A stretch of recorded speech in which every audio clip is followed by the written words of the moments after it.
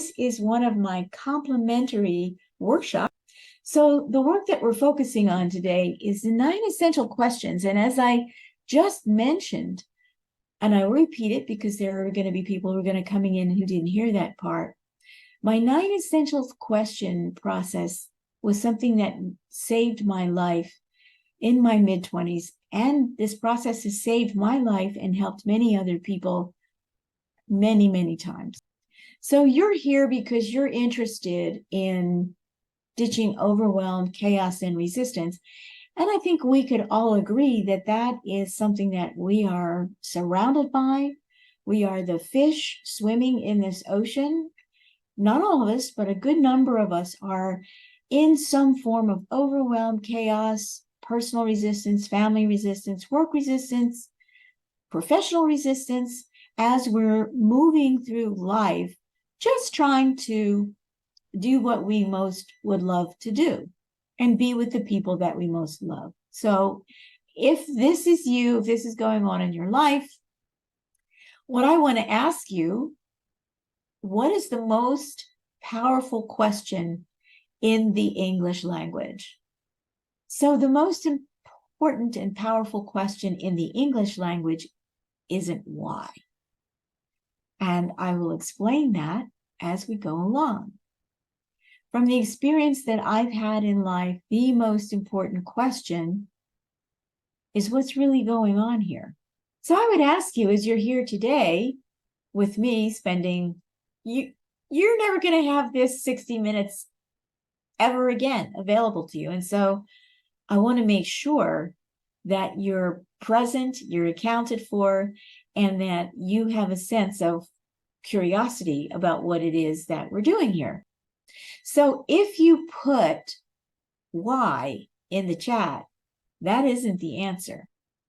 Now, once again, you're 35 to 55 years old, you're he, she, or they, and you know right now you're in overwhelm, you're in stress, maybe you're in chaos, and you're at least exhausted by a dedicated work and or family routine, and you may not know it yet. Maybe you do. You can put it in the chat if you can relate to this. But I suspect that you may be an overgiver. A lot of us are. If you're an empath, if you're an introvert, this is a very likely outcome for you at some point in your life. I want to reassure you that it's a curable situation. But one of the things that's a good identifying characteristic of any overgiver is that you've been trained to, though you may not understand it yet, to confuse giving with being loving. And that's a really important characteristic. So I'm going to share my 9 EQ story with you. And then we have the opportunity to be present in the present moment. And that's where I hope you'll all stay with me today. So this image that I've generated for you is a very helpful part of my 9 EQ story and process. So what happened to me? I'm going to share the story. I have many of these stories that are about the 9 EQ situation and the work that I've learned and developed over the course of a couple of decades. So I will just share with you that the 2 bullet points in Raspberry are in instances that have been great in my life, that have been so wonderful and amazing. And I'll share with them, but probably not today, because I think we want to focus on overwhelm and ditching the chaos and the stress and getting you into feeling a little bit more chilled out in your daily life. But here's my list. These are stories, these are events that happened in my life that really got me inquiring, what if? So I am going to share how the 9 essential questions literally saved my life when I was 24.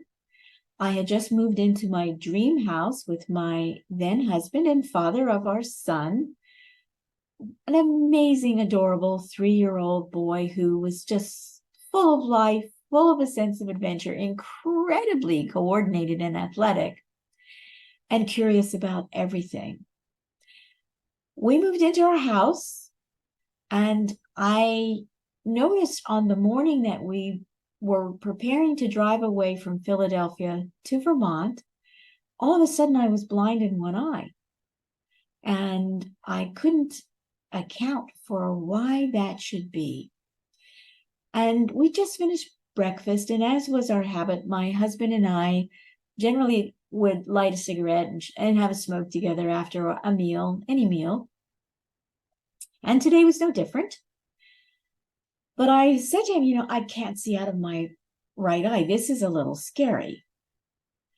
And at that moment, I asked myself, what if I decide this is my last cigarette? Because right now I'm a little freaked out and I don't know what's about to happen to me. And I did. I tamped out the cigarette and I said to my husband, that's it.